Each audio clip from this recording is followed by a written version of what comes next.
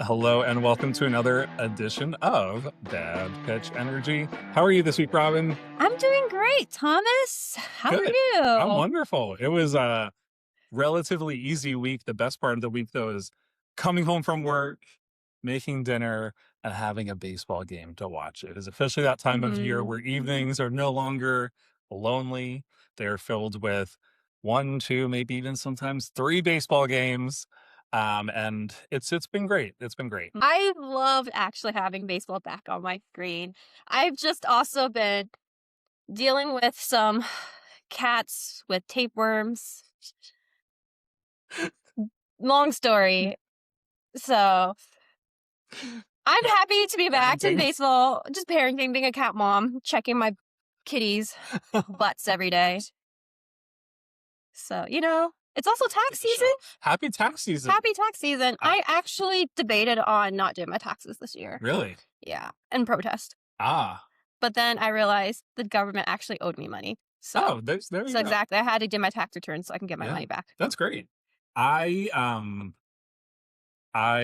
started it in the platform. I think I uploaded everything I needed to. I just didn't submit. I can't remember if I either owe $1 or am owed $1.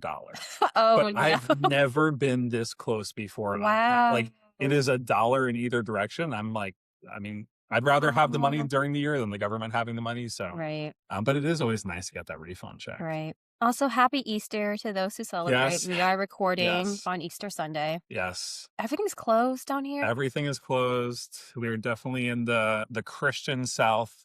We went to have dinner in like one of the only bustling areas of Houston, which was Chinatown. Because they're going to be open for this. Right. But we also had some KBBQ. I think this is the first time we did KBBQ where someone cooked the meat for us. Yes, which was really nice. Normally, we're fumbling over, grilling it ourselves and getting in each other's way. Yeah, I think we're both oldest siblings of 3, Yes. and then we're both like people pleasers. Yeah. So getting dinner between us is always such a sport because we're both so agreeable. Yep. So having someone else cook the meat for us this time was such a pleasant surprise. That was great. It was a nice change of pace. The food was good. It was good to just be able to sit and not worry about burning the entire restaurant down. And bonus points for not coming out smelling like smoke. They had a very good ventilation situation going on, and so that was good. Also a pleasant surprise. And since we were in Chinatown anyways, drink of the week. I finished mine already down here. Very good. We're not done with it. We got the coconut mango blue from Haiti. The one good thing about living in such a diverse city is that we get oversaturated with like the best tea shops from like the motherland itself. So good. Yeah. So wonderful. This was great. And I chose my illustration, but I don't see it. My cup illustration. You can choose it in the app. Yeah, you can choose it on the app. What do you mean? Like mine was somebody in like a serving dish. Oh. I guess I don't know. Anyway, I'll try again next time. Well, what a week it was in baseball, but we'd be remiss if we did not touch on our aptly named Bad Pitch Energy Fantasy Baseball Leagues. And I am here to tell you I am still in 13th place out of 13.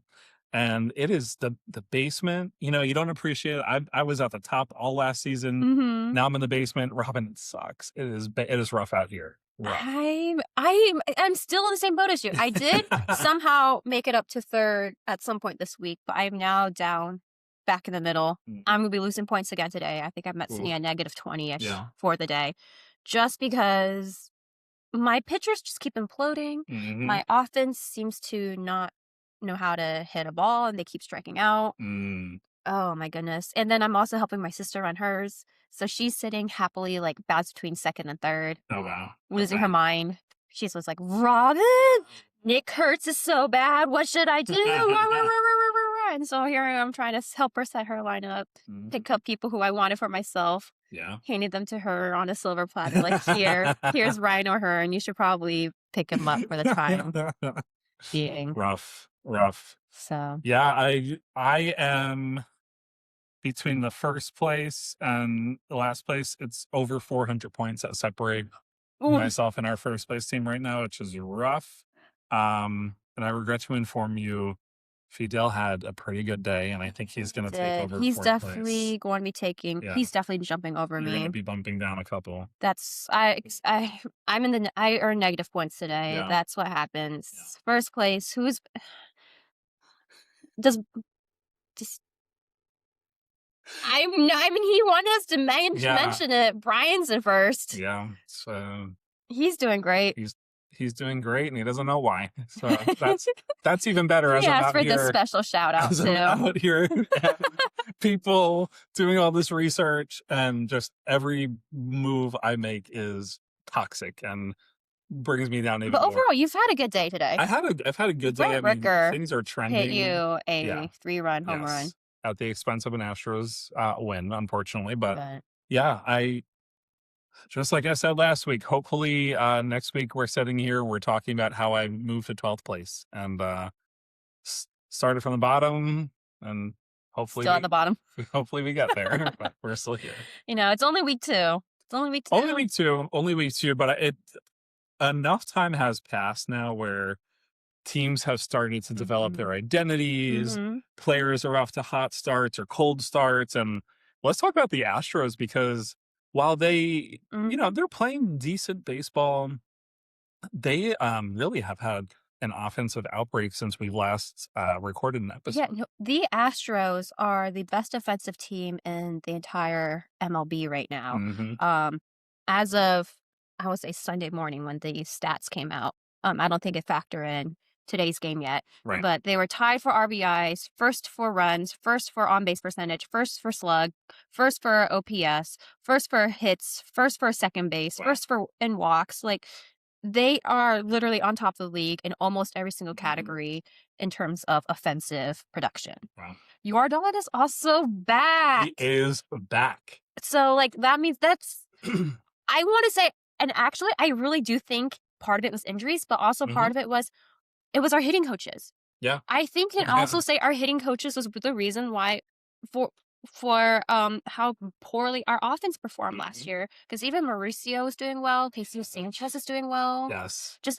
I think that this is crazy. They're taking much better at bats. They're walking more. Also, fun fact from today's graphic, even a graphic show the slug percentage for left-handed bats against left-handed pitchers since 1961, and your Don Alvarez is sitting at a 592, while Barry Bonds is at a 569. Wow, that's wild. That is insane. Wild. That your production is higher than Barry Bonds. That's amazing. That's amazing. Good for him. He again, we named it during our season predictions and earlier in the winter. A healthy Yordan Alvarez only means good things for the Astros. It likely means a division championship.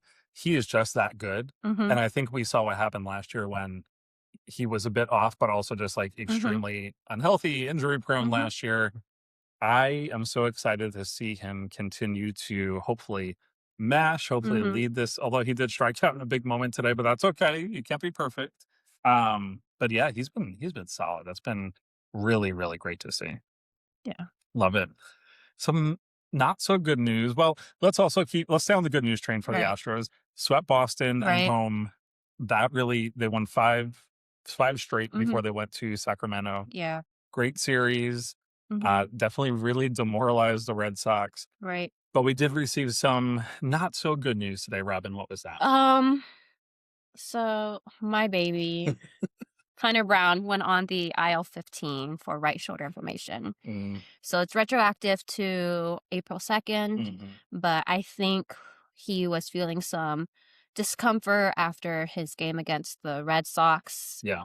They had him pitching on 4 days rest instead of his usual 5, so that might have strained his arm a bit, but I think that's just really scary news for our pitching rotation, actually, because that is our ace. And then after that, it's who do we have? Well, we have a couple of guys We who do have a couple guys. could be great or could be awful. Yeah, so I will say their second time around, Burrows and Imai both had much better outings. Imai especially, I want to say, his backward slider confused the Athletics. And it was actually funny in a post-game interview with Julia Morales-Clark. Christian Vast is like, yeah, I had no idea where it was going. I just was hoping, in the big glove, hoping it would end up where it was going to end. Yeah. But no, it was incredible to see. On the other hand, Christian Javier looks so bad. He's doo-doo cheeks. So he looks so bad. Oh, it's just, oh man, I don't know what we can do about it. Between him and Bryan Abreu as our closer who can't close. Oh my gosh. Things are grim there at the back end of the bullpen. Yeah. But you know what? At least we've got good old Rodry Munoz. DFA him. But Rodry. Send him back to Cincinnati. Rodry. Send him back to Cincinnati. He's going to be sent back to Sugarland. Send him back to Cincinnati. I don't know why we picked up someone from a team who didn't want him. But so especially with pitching is at such a premium where you need to say, you know what, maybe good old Rodry. You know, he's a good-looking man, good-looking Dominican man. Maybe he's going to turn it around living in Houston, Texas, you know? Maybe he just needs a couple more rounds in Sugarland or something, because having Christian Javier doo-doo cheeks and then having Rodry Munoz coming in and making it worse. He made it. Rodry comes in with a big old gallon of gasoline and says, let's do this. Pours it all over the place and lights the match. Rodry, what is going on, sir? What is going on? And then Bryan Abreu today just blew the game. We cannot. I'm telling you, Bryan Abreu, his struggles are mental. 100%. Physically, he's fine. Now, I'm not in the room to know he's fine, but physically he's fine. Yeah. It's all mental. You can see it on his face. You can see it in the big moment. It's just too much for him. And that's a shame because he has the raw talent. But for some reason, he's not able to handle the big moment. And that's such a shame. You know, we saw him have a really good, I remember ALCS in 2022. He did pretty good in the World Series in 2022. I don't know what has happened since. He's gotten his bag too. He's gotten a pretty good pay raise. Right. I don't know what's going on. We cannot get Hader back soon enough. No, Josh Hader, come back soon. Come back soon. Because with this pitching rotation the way it is, I don't know if we can survive. Yeah. Unless our offense continues to earn more than 10 runs per game. I think that's the only way we can potentially hold off an Abreu ending. Yeah. I saw Josh Hader was giving an interview and someone the other day was like, why is he being interviewed in the middle of a Walmart aisle? And someone's like, tell me you've never been in an academy without having never been in an academy. Because I guess he was doing an autograph signing at an academy store, but it looks just like Walmart. It looks so bad. I'm like, why is he here? What's going on? So odd. But speaking of teams with interesting personalities, just, storylines for days, the Mets have been doing pretty decent. The offense finally came up from the dead. Bo Bichette getting big hits, Marcus Semien getting big hits. What I'm most excited about, Mark Vientos, who had, if y'all remember, a good rookie year, an amazing 2024 playoffs. And then last year, sophomore slump was so bad. He's back. He is looking so good. He didn't really have a spot in the lineup. Now you can't take him out of the lineup because he is playing that good. I'm so excited. And if he can produce at this level that we know he's capable of, Pete Alonso, who? Because he could be our everyday first baseman. I will also say that Pete Alonso has also not been producing at all on the Orioles. I think having that Juan Soto protection was really good for him. And him helps. Now not having that, who else can mash on the Orioles?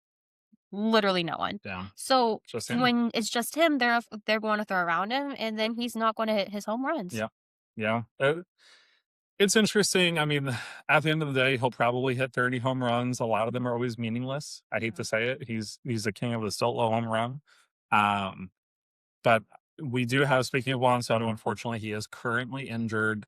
The oblique injury comes back to haunt the Mets again. Now, Juan Soto doesn't get injured a lot, but the Mets, for whatever reason, have led the league in oblique injuries over the last decade. That's a very pesky injury. It could be, you'd be fine one day, you think you're going to be out for 2 days. Next thing you know, you're out for 2 months. Yeah. And so I do trust in the fact that Juan Soto really plays every single day. He does historically not miss a lot of time at all. I'm hoping that it's just going to be, we sat him for the rest of the San Francisco series. They've got an off day tomorrow. They're back in New York on Tuesday. Hopefully he will be good to go. But if he misses any amount of time on that IL stint, that is bad news for the Mets, especially with Polanco looking. Polanco also had, it's like he's facing like tendonitis on his ankle or something. I'm a little bit worried that this could really turn out to be a bad signing. We know what he's capable of. Right. We saw what he's capable of most recently in Seattle. But if he's going to be very streaky and on top of that, not being able to play, that's going to be a problem for the Mets, because they did slot him into that like DH, sometimes first base. First base is covered right now, and let's hope Vientos just holds it down. But the Mets, since a DH has been implemented, have not had a good DH. And so Polanco was really the first guy that we had signed. Yes, we signed JD Martinez, who got off to a hot start in 2024, who, by the way, just got a job with the Mets. But then, completely collapsed the rest of 2024. But Polanco was really going to be this DH who could really just be a solid hitter in what is a very valuable position. And if he's not going to be there, that's a big, big problem. Yeah. But we shall see. What else is happening around the league right now, Robyn?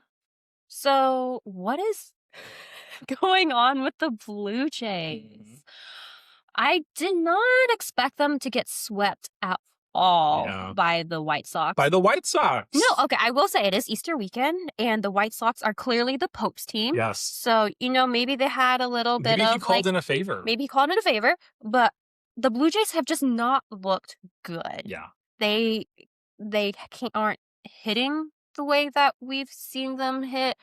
Their bullpen is straight ass right now. Yep. The flu did go through the clubhouse, so I know some of them are still battling through that. Yeah. Alejandro Kirk also got put on the IL. So Tyler Heineman had a couple of errors these past couple of days. Yeah. So I think it's just a lot of things, just small things, just not going right for them. Okamoto also, this series actually was the series of the two Japanese signings. Yes. Murakami looked hot as hell. So good. So good. He was incredible. Underrated. White Sox signed a gem. Yep. Also, sidebar, really funny that all the White Sox fans like, we're so sorry, Japan. You guys have to watch him play for the White Sox. Right. And then I think he played for like the Swallows. They're like, the Japanese fans like, oh, no worries. What I'm here understanding is that y'all are the Swallows of okay, MLB, so it's just moving. He's just moving to from one. No wonder he wanted to play for the White Sox. No, but I love how much fun the White Sox look. Yeah. I think it's Vargas and Murakami had their little bowing handshake. Oh, it's so cute. Yes. And then Okamoto, on the other hand, just straight. If he's literally if his at bats are either he's going to hit a home run or he's striking out, and right now it's just been strikeouts after strikeout after strikeout. So clearly, the White Sox currently won the Japanese signing. Yeah, we will see a couple months down the line if that's still the case. Yeah. But Blue Jays have also historically usually get off to a slow start. Yeah, they do. So maybe this is just par for the course. Yeah. They pick it up, but this past weekend did not look too good for them. Yeah. But how is the AL East looking otherwise, Tom? I mean, Yankees are consistent, are looking good, much to the chagrin of our, I'm going to be honest, you have two Yankees haters here. Let's just be transparent about it. The Yankees, 162 game regular season, they always look good. Yeah. As soon as October hits, they disappear. Exactly. So par for the course, Yankees know how to play in the regular season. That is the benefit of your organization being so corporate. They are built for 162. They are built to sell out games from March to the end of September, and then they get to October and they shit the bed. And unfortunately, I don't see that changing anytime soon for that organization. And if you are a baseball fan who's like, you know what, my team is going to give me 5.5 to 6 months of good baseball to watch on a daily, nightly basis. And then I got to October, and if they make it, great. If not, oh well. Maybe you're okay with that. To me, that's unacceptable. But again, we could go into that, and I don't want to. But Yankees are looking good. Red Sox are not, though. Red Sox are not. I thought this team, and again, we're only 10 games in, but they are looking really bad. They looked awful here in Houston. They did. Really bad baseball. They did. Their pitching was rough. And I don't know, Alex Cora to me is one of the luckiest guys in baseball. He has always been in the right place at the right time. He was in Houston for the 2017 World Series. He got a manager position out of that in Boston after being Houston's bench coach for a year. Then got fired in Boston as a result of the Astros cheating scandal. Did his 1 year, got automatically rehired by Boston. I never understood the hype around him, and I do wonder if this is the year where kind of the allure of Alex Cora fades. Maybe we realize that he's always been, in my opinion, a hothead, overrated manager. The thing he does well, and this is crucial in Boston, similar to New York, he knows how to handle the media. Right. He knows what to say. Right. But I think we may be seeing the clock run out on Alex Cora if this poor play continues, because it's not that they don't have the talent. Right. We, a couple of weeks ago, along with a lot of folks who know a lot more and are experts in this field, we all rated him very highly. Yes, like they were the factored in. I'm like an 85 to 90 win team. They don't look like even a 75 win team right now. So they've got a lot of work to do on that. When you're talking about Alex Cora, I do want to mention this weird situation that happened during their series with Houston. Actually, was two weird situations. The first one was the Cam Smith at bat, where Cam Smith actually struck out, but because none of the Red Sox players, not the pitcher, not Alex Cora, none of them caught that, and they let him essentially walk. Yes. That was so weird. That was very weird that no one caught that. I'm sure fans at home were screaming at their TV, but no one on the field caught that. Not anybody in the Red Sox dugout, not the umpires. No. Not even I don't even think the announcers. No one did. It was so weird. It was so weird that no one caught that. So that was the first weird situation that happened. And also that shows a little bit of maybe some of the poor management happening. Because as a manager, your job was to catch that and stop it.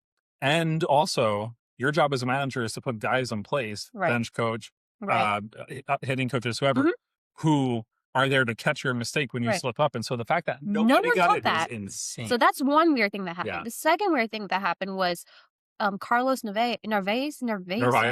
Yeah.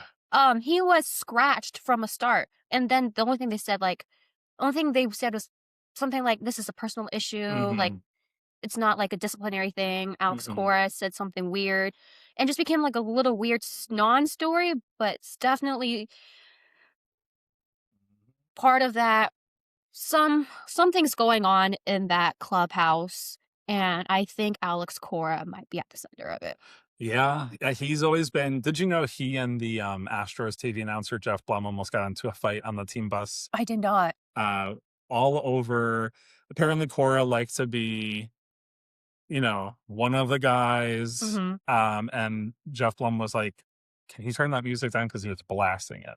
And I don't know, apparently Cora did not respond kindly to that. And they almost were throwing fists on the team bus one time. That's insane. And also, I think AJ Hinch, the former manager, also got into it with Cora a couple of times. There's he's just not, again, I respect a gritty guy like that. But there is, and I don't know. There's just something about him I find very unlikable, if I'm being honest with you. Yeah, so maybe we'll finally be vindicated for Maybe. why there's something off about that man. He's the type of guy, though, Mm-hmm. that will get another job in a second. Another team will hire him as their manager. So he'll probably bounce around. But yeah, I don't know. I think the Red Sox will be better off without Alex Cora. I agree. We will see. What about the American League Central? You got some beef with one of your favorite players in the game. Okay, so Guardians are really hot right now. They're on top of the league. Chase DeLauder, incredible. Yes. Incredible. But where the fuck is Jose Ramirez? This man is batting 188. This is literally one of the best hitters in the game. J-Round, have you listened to this podcast and heard Robyn heaping praise on you? I've been glazing you, dude. I've been glazing you. Now season starts and you're batting 188? Come on. What the hell? Rob. Showing me up like this. It's terrible. Terrible. I'm sitting here going like, I feel like I wasted a first-round draft pick on him. Yes, because you did. Yeah, I forgot about that. That's true. Ooh. On the other hand, at least I didn't waste a pick on Hunter Brown. That's true. But that's also my baby. Right. That's right. Who has Hunter Brown? Adele. Oh boy. Okay. Anyways, but no, what is going on?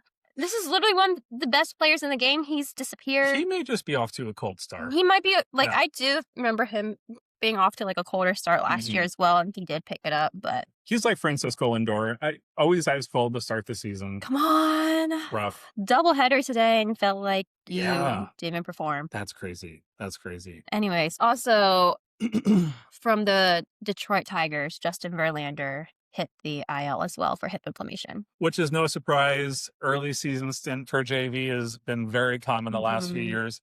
I really think at this point, we've seen, he still has something in the tank. Right. He just is not built for 162 anymore. No. And you know what? There's no shame in that. Right. If I were him and his agent, I would say to a team, each winter I still want to play. Well, I do think this is likely his last year, but okay, I'll sign with you. Keep me in extended spring training for, April, May into June. I'm going to start ramping up at the end of June. Once July hits, I'll start pitching. Right. Because he's the guy that you want as your independent race or in a playoff hunt. Like, he is the guy that you want on the mound, even still in his older age. But he's just not built to be out there in a cold, damp April day. No, Detroit is very cold still. We saw this last year when he was with the Giants as well. First half, doo-doo. Yeah. Straight doo-doo. And he got hurt. Yeah. And then once second half hit, he was a monster. It's very vintage JV. Yeah. So it's just one of those, is it time for him to hang up the hat? But I also feel like he does still have something left. Yeah. He might need to pull a Dodgers and just go like, oh no, put me on the IL 60. Yeah. And then activate me in August. Possibly. July, August. And I'll be ready to go. Yeah. Cough, Blake Snell, cough. Blake Snell has no excuse, though. No excuse. Oh. One of the most unlikable players in the game, please. And I don't think I've ever heard the man speak a word. It's just that mug. I think for me, it's just he looks like a pair of pants. Y'all need to look it up. There's this meme of like pants and Blake Snell. Why do they look the same? That's actually really funny. I love that. Anyways, AL West. Yeah. I don't know. We saw the Angels plenty the opening weekend here in Houston. They look like the real deal. They're playing decent. They're playing 500 baseball. I mean, I thought actually they were better than 500. They're currently 5-5 though.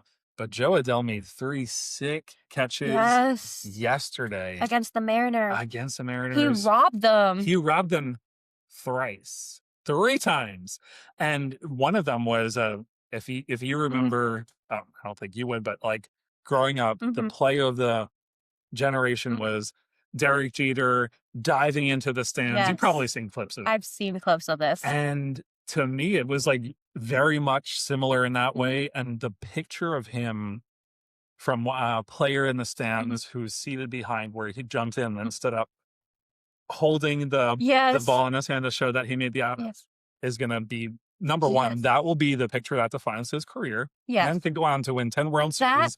That picture is incredible. So it's been making the rounds today. Yes. Such a good picture. Such a great picture. And, then, just what a day he's had. And then, sidebar. What is up with Barstool in their shitty ass takes? What was there? I missed this. What was there? Okay, this is about Joe Adele. Eric Nathan. Shout out. Who's Eric Nathan? Someone who works at Barstool, I think. Okay. Tweeted, my hottest sports take is if you don't get 2 feet down on the field with the ball in your glove, then it should be a home run. People are going to yell at me, but this is no different than a wide receiver jumping while in bounds and catching the ball out of bounds. First off, we're talking about 2 different sports, my dude. Yes. It's always been an established rule in baseball. Right. That as long as the ball is in play, if you catch the ball, it's out. Yeah. Yeah. Always and forever. That's the fun of it. Yes. Imagine how lame it would be. Oh, that's out. Okay, I'm not gonna try. Okay, I guess. Well, there was the point of having an outfielder. What's the point of having that there and then so you're saying Derek Jeter should never caught the ball? Is that what's happening? No, that's part of the fun of baseball is even a ball in foul territory, it's fair play. We see that as a routine all the time. Out. And then, part of the incentivizing of getting a defensively strong, athletic outfielder and outfield is to be able to make plays like that. Where, listen, there are going to be some balls that are hit so hard and so far out, they're going to just fly over your head.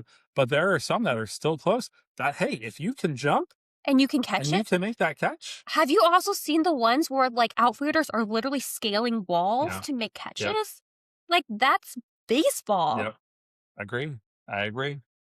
I think, to me, that's a hot take for the sake of having a hot take. Yeah. This is what happens when you get too popular of a sport like baseball with their little resurgence, and then some football fans coming in and going, why isn't it like this? I remember growing up, one of the most iconic catches was Andy Chavez on the Mets making a catch in the 2006 NLCS game. I saw that picture. I still see that picture routinely. Just a Mets fandom. I think also the cool part about that was he was on there was an ad in the outfield in Shea Stadium, and the ad said the strength to be here, and he was perfectly framed and stealing a home run. So that, again, that picture when you walk in his house, and probably this will happen with Joe Adele, will be right there in his office or his memorabilia room. That will live on. And just it's cool when, hey, it's April, that game will probably mean nothing in the grand scheme of things. But for that player and that franchise, that is such a cool moment. And that is part of the fun of baseball. It's the moments that happen over the course of a 6-month season that are just, hey, I don't think the Angels are going to make the playoffs, but they had a cool moment this season. And so I think that was cool. And I think that's part of the fun of baseball. And it was also a game against the Mariners, who many have dubbed a World Series contending team. Yes. Robbing 3 home runs from a division rival and from a World Series contending team is such a cool moment. It's awesome. That's awesome. I love that. Well, let's do a quick rundown of the National League. The National League East. How have things been outside of the New York Mets on the NL East? So, surprisingly, the Marlins have been hot. H-O-T. Hot. Sizzling. Sizzling hot. I think we all expect them to be bottom. Yeah. They're at the top. Yeah. Sandy Alcantara looks incredible. Yes, he does. The young position players have all been mashing. I love it. Again, as much as they've been a thorn in the side of my team, I love when the Marlins are good. It's good for baseball. Exactly. Again, those players will likely go on to have great careers outside of Miami, so it's better to get a good look at them now. Right. But yeah, I've been happy to see them get off to a decent start. I also think, on the flip side, we look at NL Central, where the Milwaukee Brewers they opened 7-2. They're just such a consistent franchise. I don't know how they do it, Robyn. If you ask the Twitter conspiracy theorists, Tinfoil hat on. the foils hat on, I don't know how much I believe this, but I wouldn't be surprised either way. Okay. But there are some whispers online that the Brewers could also potentially be cheating because as soon as the player leaves the Brewers, they just can't reproduce those same results. Devin Williams. Caleb Durbin. I think the most obvious one right now is Caleb Durbin. Yeah. He was very hot in Milwaukee, and then he goes to the Red Sox, and he's batting like 0. Yeah. I don't think he's made a single hit at all.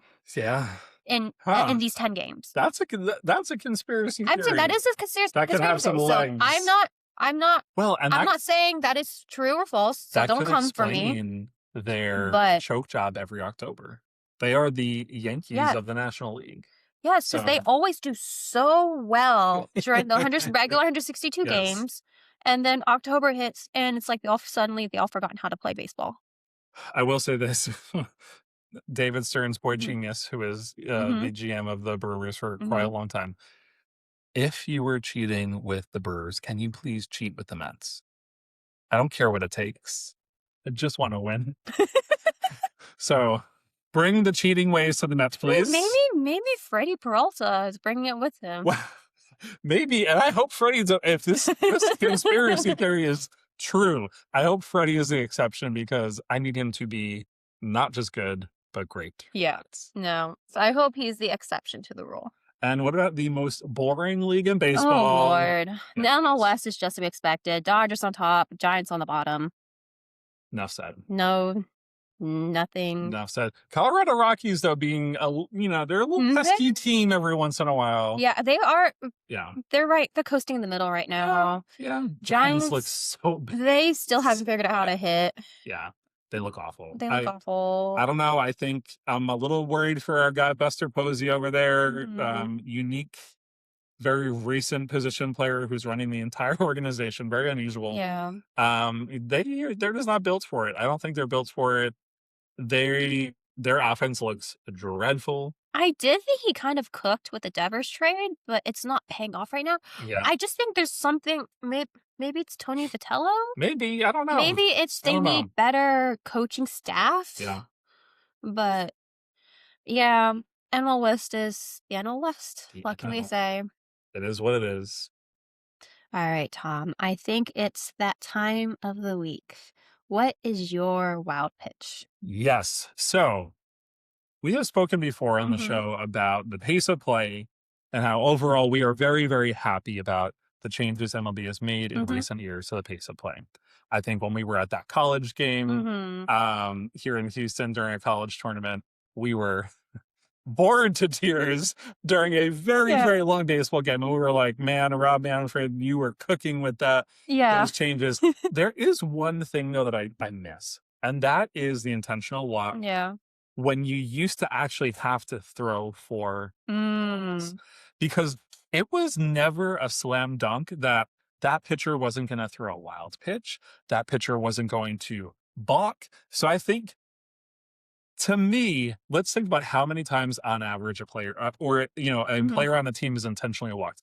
Maybe 1 to 2 times a game. It usually happens.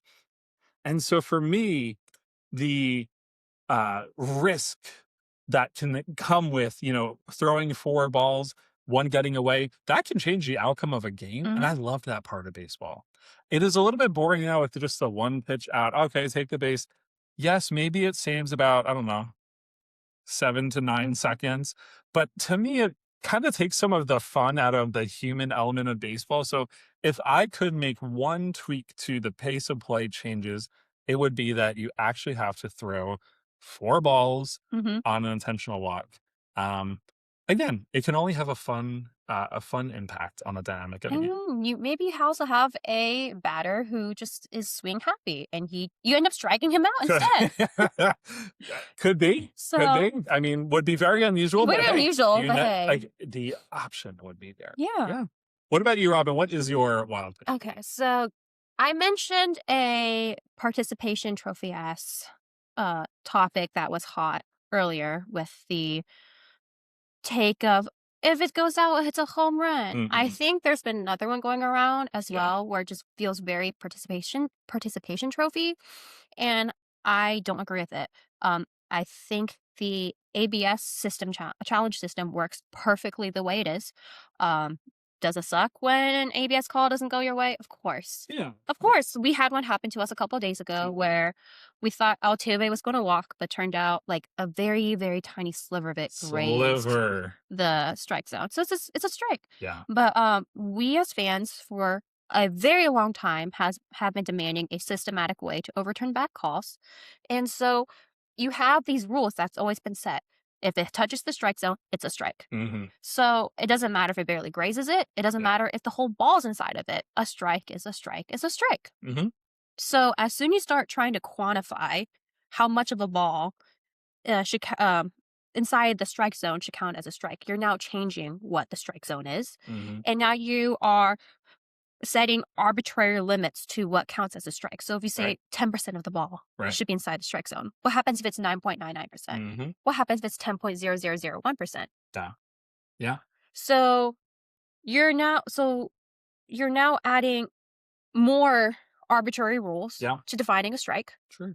And versus where if it touches it, that's it. Yeah. There's always going to be a gray area, of course, and always going to be a margin of error, the way everything is. But I think this is the most fair way to do it. Yeah. I agree. So I think this will reward the umps who do make the really good calls. And this also rewards the catchers and the batters who have that really good sense of a strike zone goes, I'm telling you, that's not what the call is. So that's my hot take. I'm like, I'm tired of these participation trophy hot takes. I agree. Online. I agree. I think to me, that's just being argumentative for the sake of argument. Yeah.